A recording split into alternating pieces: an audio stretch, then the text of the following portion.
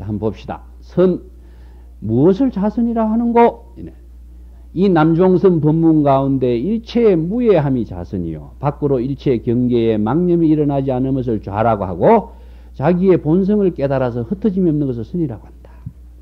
여기에 두 가지 골격이 이제 이루어집니다.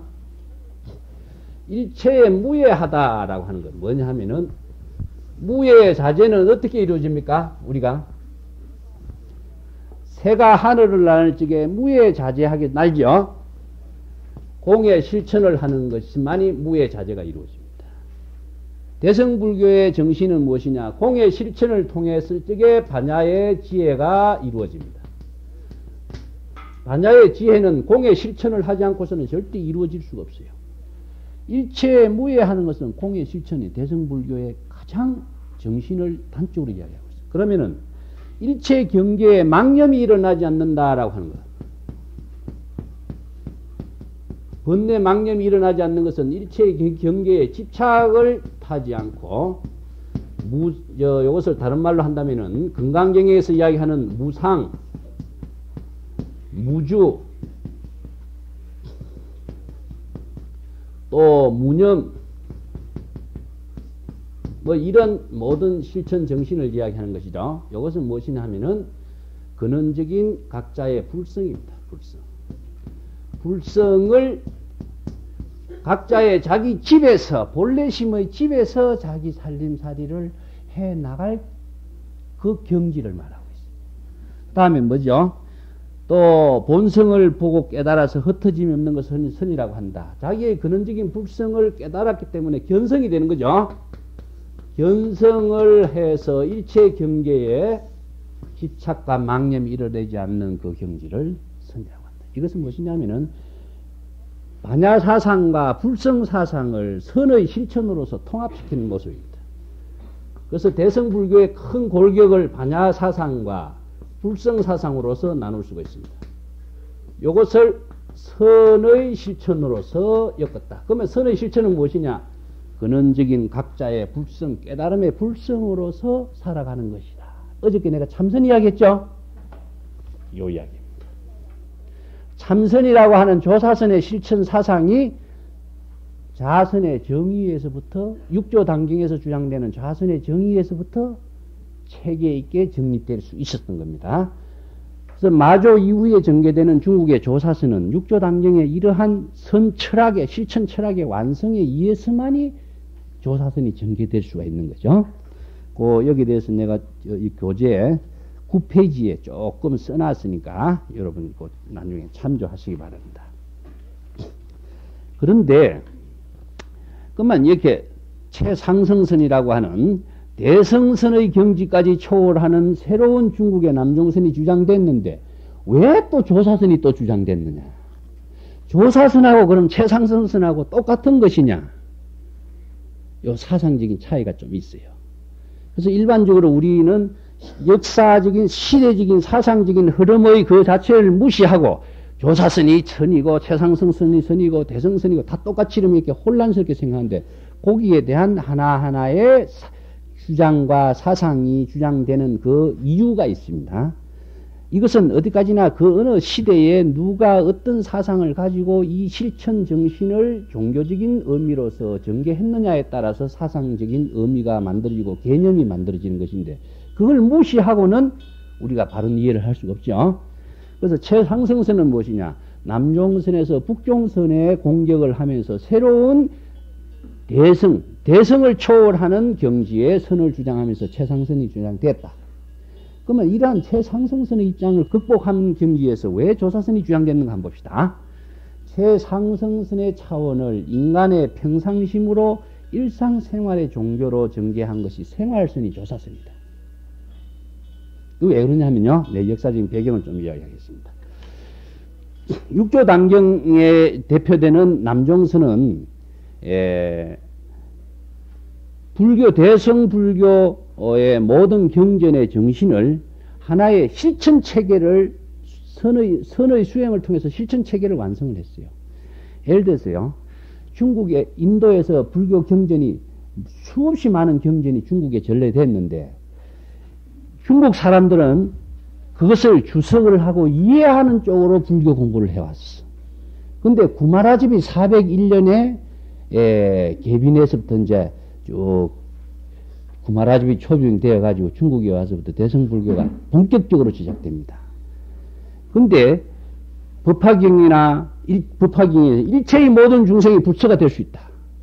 한경에 일체 유심조다. 아니면은 열반경에서 일체 중생의 불성이 있다. 이렇게 주장을 하면서도 구체적으로 경전에서 주장되어진 대승불교의 정신을 구현한 사람은 있느냐? 그럼 부처가 된 사람이 있느냐 이겁니다. 중국에 와서. 중국인들의 입장에서 볼 적에는 경전에서는 페이지마다 그걸 주장하는데도 중국 사람은 그럼 부처가 된 사람이 있느냐? 안 보인다 이거야. 이 문제의 극복을 위해서 중국인들이 엄청나게 노력한 거예요. 그 당시에 뭐냐? 경전을 번역하고 이해하고 공부하고 주석을 하는 쪽으로만 시간이 엄청난 시간이 지났어요. 그때 당대에 중국 선종은 이 문제를 극복하기 위해서 새로운 출발을 하게 된 겁니다. 여기서 최상승선이 주장되면서 그 대표적인 인물이 누구냐? 해능이다.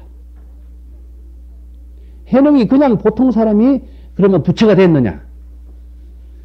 그것도 글자도 모르는 행자의 신분으로 부처가 됐다. 그래서 해능의 존재의 의미가 육조단경의 작자는 무엇을 제시하고 있느냐 하면요. 경전에서 주장되고 있는 부처가 될 수 있는 가능성의 문제가 인도에서만 있을 수 있는 것이지 과연 중국에서 있을 수 있겠느냐 하는 것을 극복하려고 합니다.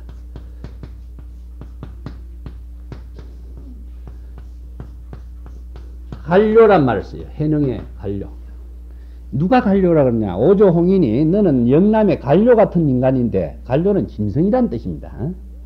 짐승 같은 인간. 왜 중국에서는 그 네 가지 동서남북의 그 오랑캐들을 왜 오랑캐라 그러냐면은 문화의 혜택을 받지 못한 무식하고 형편없는 사람이 짐승과 같은 인간으로 취급했어요. 그래서 중하라고 하는 것은 세계에서 가장 문화인이라고 하는 자부심에서 주장해 중화민국이라 그럽니다.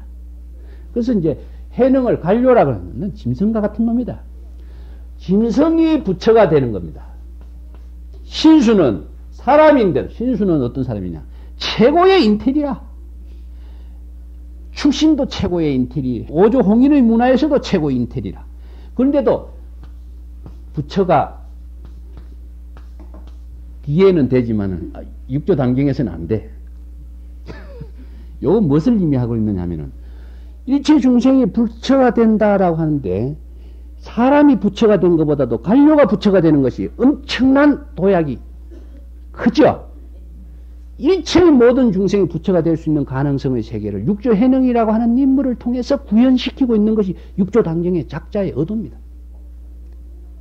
그래서 육조단경의 해능으로부터 불교가 완전히 바뀌어요. 중국인들이 인도 숭상의 불교에서부터 불교 그 자체를 자기 것으로 만드는 불교로 바꿔나가요.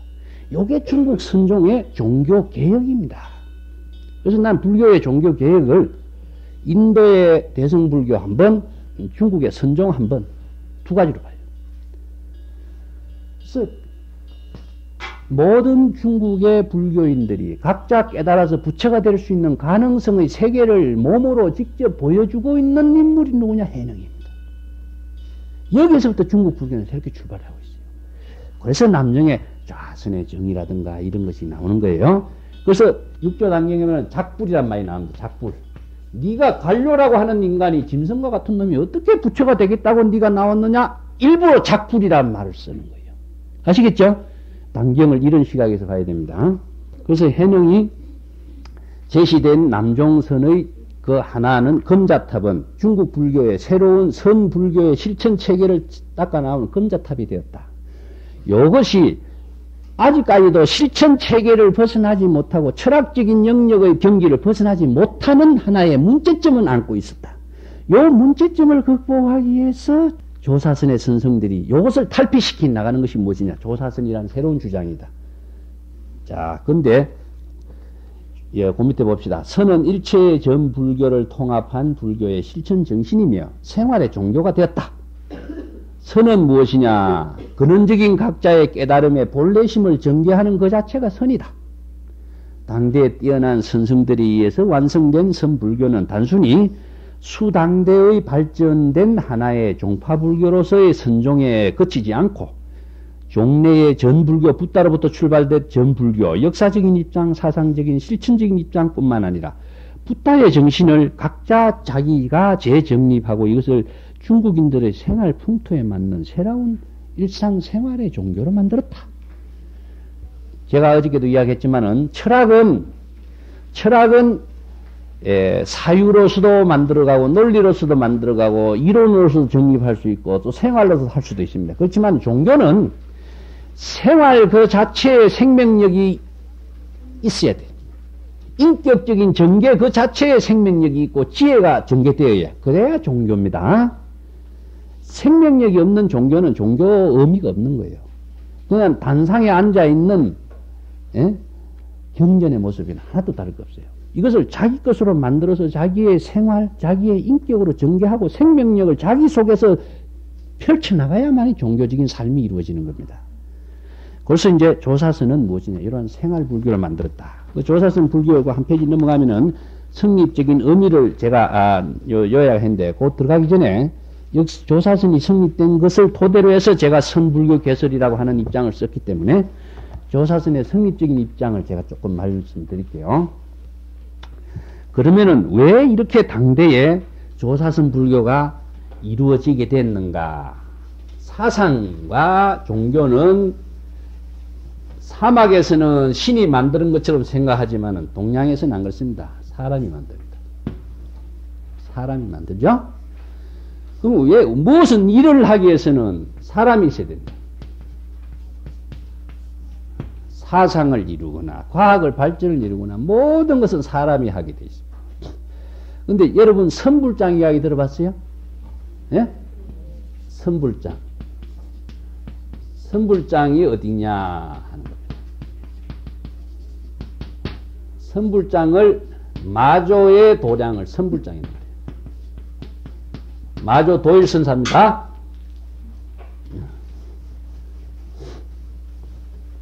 마조 도일선사의 문화를 선불장이라고 그래요. 조사선의 선구자가 그래서 우리가 마조 도일로 내가 이야기하고 있습니다. 제가 쓴 중국 선종의 성립사 연구라는 책이 여러분 도서관에도 있을 겁니다. 이것은 제가 조사선이 형성된 과정과 또 조사선의 사상적인 문제를 제가 좀 정리해보고 쓴 책이에요. 선불장이 뭐 부처를 선발하는 것이죠. 자, 육조 해능이 부처가 되었어. 육조 해능이. 인자는 부처를 선발하는 도장까지 생겼다. 당대의 조사선은 사람이지만은 다 부처라. 그래서 부처는 무엇이냐? 사람이 적 부처다 하는 것입니다. 마음이 부처가 되었는데 사람이 부처가 되는 시대로 바뀌어버려요. 요게 이제 조금 사상적인 변화가 이러면서 실천 정신이 조금 바뀌는 구조가 나타나는데, 임재가 이야기하는 무의 진인 알죠? 진인, 이것은 장자에서 주장되는 말인데, 진인이 바로 부처다. 사람이 바로 부처다. 그래서 여기에서 우리가 조사란 말을 씁니다. 조사선에서. 조사가 바로 부처다. 육조 해능도 조사죠. 근데 왜 조사가 부처냐? 자, 여기 전등설이 또 나와요. 전등이. 전등은 무엇입니까? 등불을 드나는 것이 전등인데, 수없이 많은 여기에 촛대가 있습니다. 부처님의 촛불, 가섭의 촛불, 달마의 촛불, 해능의 촛불, 마조의 촛불. 초라고 하는 것은 무상한 거죠. 불이 붙어버리면 촛불은 남아있지만 초는 없어지죠. 다음 촛불로 가섭에게 법을 전했어요. 이걸 전등이라 그래요. 근데 부처님의 촛불과 가섭의 촛불은 초는 다르지만은 불은 같죠. 자, 그러면은 이 불이 육조에 넘어왔고 달마 마조에 넘어왔을 적에 마조의 불과 부처의 불이 다릅니까? 같죠. 그래서 작불이 되는 겁니다. 사람이 바로 부처가 되는 거예요. 옛날에 석가 부처만 부처가 아니고 모든 사람이 부처가 되는 그 세계를 전등이라는 역사적인 사실을 통해서 증명시키고 있는 것이 중국의 전등록입니다. 아시겠죠? 그냥 가치관을 보면 안 됩니다. 그런데 왜 선불장 이야기 나왔으니까 하겠습니다. 선불장에는 어디에 대한 말이냐 하면은 성과장에 대한 이야기입니다. 성과장은 어디입니까? 성과장. 예? 과거 보는 데죠. 과거 보는 데가 성과장입니다. 과거는 국가에서 성과장이죠. 방거사라고 여러분 알죠? 중국의 유명한 방거사. 방거사하고 중국의 개팍한 선성 하나가 다나천년선사가 있어요. 다나천년선사. 다나천년선사하고 두 사람이 과거 시험을 보러 가는데 어느 주막에 떡 들렸어요. 옛날에는 주막을 걸어서 장안에까지 걸어가야 되니까 하루에 못 가죠. 그래 가니까 어떤 할머니가 젊은이들 어디 가시오? 우리 과거 보러 갑니다. 이 사람 과거 보기보다도 부처 선발한 데가 한 데가 나을 텐데. 그 말을 해요. 부처 선발한 데가 어딘데요? 요 조금 가면 부처 선발한 마조 도량에 부처 선발한 데가 있지. 그래서 과거 보러 가는 것을 포기하고 부처 선발하는 곳으로 가죠. 마조의 문화에 갑니다. 그래서 마조의 문화에서 방거사는 깨닫고 마조의 또 친구 석두희천의 도량에 다나천년선사는 보내서 석두희천선사의 제자가 돼요. 이런 이야기가 선불장 이야기가 있습니다. 이것은 무엇을 시대적인 배경을 의미하고 있느냐 하면은 그 다음에 정치적인 배경이 그동안에 우리가 깔려있는 것을 토대로 해서 이 이야기가 나왔어요. 그 당시가 언제냐? 현종 이후부터의 시대입니다. 현종 이후에 현종이 예쁜 양귀비하고 같이 많은 세월을 보내다 보니까 국정이 흔들렸어. 국정이 흔들릴 때는 누가 실권을 잡게 됐느냐? 중앙 귀족의 실권과 과거 출신의 귀족이 서로 패권 다툼을 하는 시대가 돼요.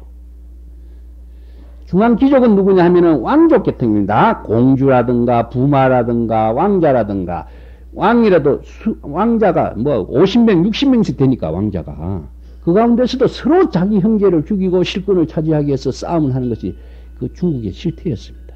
자기가 실권을 차기 위해서는 형제까지 죽이는 겁니다.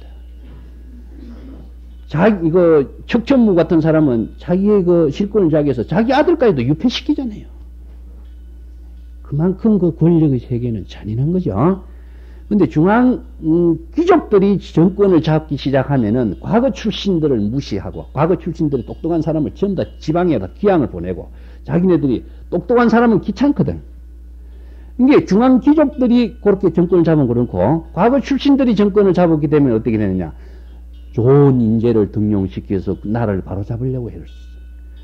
근데 요 당시에는 중앙 귀족들이 정권을 잡아다 보니까 형식적으로 국법에 의해서 3년에 한 번 과거 시험을 본다 라고 이렇게 공식을 해놓고 과거 시험을 치르는데 과거 시험에 등용이 되어야만이 입신 출세를 할 수 있습니다.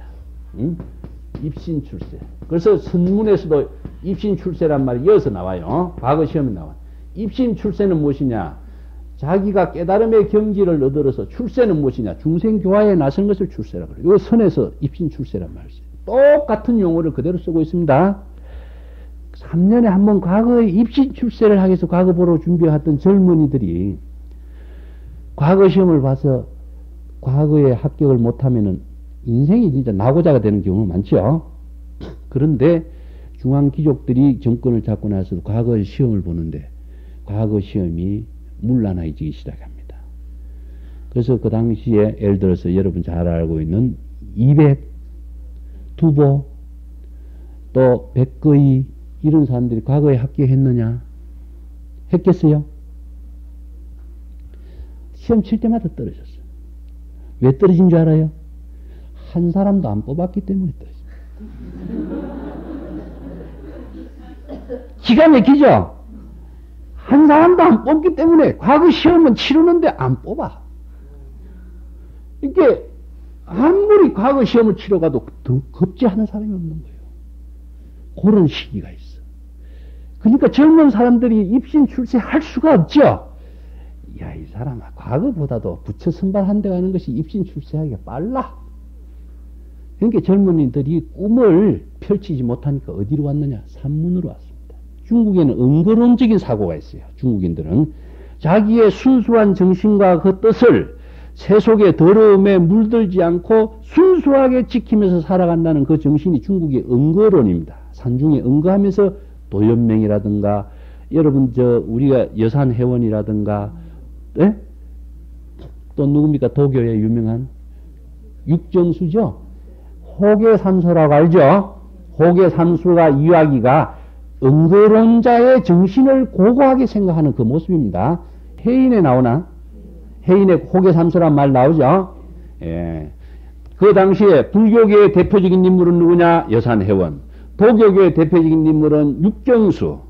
유교계의 대표적인 인물 도연명. 세 사람이죠? 이것이 역사적으로는 시대에 안 맞습니다. 안 맞지만은 중국인들이 그 사람들의 유교, 도교, 불교의 대표적인 응거론자, 정신을 갖고 있는 그 대표적인 인물을 세 사람을 모아가지고 여산회원에 있는 여산에 이렇게 같이 가다가 여산회원이 앞에 지나는 호계라고 하는 개울물이 하나 있는데 30년 동안 여산회원이라고 하는 사람이 그 개울물을 건너 바깥으로 나온 적이 없었어. 근데 도연명과 육정수라고 하는 두 사람 마음에 벗을 대화를 하다가 마중을 하는데 대화에 심취돼 가지고 그 개울을 건너버렸어. 그래서 내가 30년 동안 개울을 안 건너는데 자네들 마음에 벗인 자네들 때문에 이 개울을 건넌데 하고 세 사람이 웃었다. 그래서 호계에서 세 사람이 웃었다. 호계삼수입니다. 예. 그 고사가 그거예요. 응거론자가 있어요. 그런데 세속에서 출세할 수가 없으니까 어디로 갔냐? 부처선반한대로 다 갔습니다. 그 당시에 중국의 최고의 천재들은 전부 다 스님이 다 됐어요. 조사선의 마조 문화의 800명, 위산의 문화의 1500, 황백 문화의 1000명, 그 당시에 끼라선과 같은 조사선의 인물들이 전등록이 이 사람들을 기록한 겁니다. 전등록이. 1000명, 1500명 대중이 기록된 사람이 그런데 응거한 사람들은 말할 수 없어요. 어마어마하게 많은 천재들이 다 산문에 모여서 중국의 전래된 불교를 자기네들의 생활 종교로 만드는데 자기의 사상을 다 펼쳤어. 이게 중국의 조사선입니다. 사람이 위대한 인물이 모여야 위대한 일을 하는 거예요. 중국의 조사선이 그냥 이루어진 거 아닙니다. 그래서 이렇게 이루어진 그 조사선의 정신이 무엇인가 한번 봅시다. 자, 첫 번째, 불법의 전래사와 역사관을 확립했다. 그걸 제가 한국에서 몰랐어요. 우리나라 고려대장경에 세계 유일한 한 권이 있습니다. 목판본이 해인사 대장경 장경각에 있어요. 근데 일본에 가서 선을 연구를 하니까 보림전이라는 책 들어봤어요, 여러분? 보림전 조당집이 너무너무 귀중한 자료라. 그래서 전등록보다도 전등록이 보림전을 토대로 해서 조당집이 만들고 조당집을 토대로 해서 전등록이 만들어졌어요. 근데 전등록은 많이 가미됐고 조당집은 너무 순수한 원래의 모습을 그대로 기록하고 있어요. 우리나라 신라시대의 구산선문의 인물들이 전부 다 조당집에 그대로 다 기록되어 있습니다. 그래서 이 자료가 야나기다 세이잔이라고 세계 선학의 제1인자가 있는데 이 사람은 30년 동안 조당집을 연구를 해왔어요. 그래서 세계 선학의 제1인자가 됐어요. 근데 우리나라 행위사 장경각에 있고 우리나라에 전해됐는데 왜 이걸 우리나라 사람은 읽은 사람이 한 사람도 없어요. 기가 막혀. 그래서 이 자료를 앞으로 내가 읽어 나가고 우리 후배들이 이 공부를 할 수 있도록 해야 되겠다 싶어서 내가 500권을 내가 찍었습니다. 내 개인 돈을 들여갖고 영인을 했어요. 이거 목판본은 읽어보기가 힘들어요. 저는 목판본으로 했지만은 이제 활자본을 읽어보기 좋은 책이 중국에서 만들어졌기 때문에 이것을 찍어서 보급해야겠다 해서 제가 그 500권을 찍어갖고 보급하는 의미로 내가 여러분들에게 사보라는. 우선 여러분들 앞으로 공부해 나가는 거 필요하니까 두고 보세요. 근데 보림전이라고 한 책은 조당집이 만들어지기 전에 조사선의 마조 도일 계통의 제자가 엮었어요. 801년에 만든 책입니다. 그래서 이건 누가 만드냐? 신라의 도의국사가 만들었다는 소문도 있어요. 그렇지만 그건 역사적으로 증명할 수가 없어. 이 보림전이라는 책이 정말 귀중한 책입니다. 근데 이거 이제 중국에서 없어졌다가 1권에서 6권, 7권이었고 8권이 생겼습니다. 그래서 전체 7권이 지금 현존하고 있습니다. 이걸 제가 지금 역주 작업을 하고 있습니다. 내년이나 내후년쯤이나 어쨌든 이 책을 빨리 만들어서 제공을 할까 그런 생각하고 있습니다. 근데 이것이 어떤 책이냐? 부처님이 마가스백에 뭘 전했죠? 법을 전했죠. 정법안장. 정법안장에 대해서는 어떤 정법안장이 어떤 내용인가 여러분 교재 맨 뒷장을 내가 정법안장의 부촉에 대해서 내가 적어놨습니다. 이것까지는 이번에 10장, 제 10장에 내가 써놨어요. 저 117페이지 한번 보세요. 정법안장을 부촉한 그 내용, 부처님이 불교에서 선에서 법을 전한 내용이 무엇이고 정법안장은 그건 무엇이냐 하는 의미를 우리가 알지 못하면 안 되겠죠. 제가 왜 이게 관심을 갖게 됐냐. 제가 선학 연구하는 기초가 정법안장이라는 이 한마디였습니다. 내가 처음에 선방을 어디 갔었냐면은 통도사 극락암 선방에 가서 공부를 했는데 극락암에 딱 올라가면은 그 루각에 정법안장이라는 글씨가 큰 현판이 하나 걸려 있어요. 근데 내가 원체 무식해 놓으니까 그게 무슨 말인지 알 수가 없는 거예요.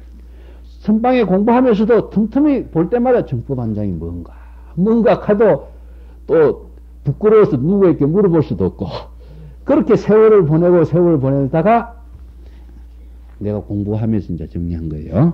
정법안장이 없으면 법을 전할 수가 없는 겁니다. 부처님의 법을 전한 내용이 무엇이냐? 정법안장이다. 가섭에게 연꽃 한 송이를 들어서 법을 전한 내용이 무엇이냐? 정법안장입니다.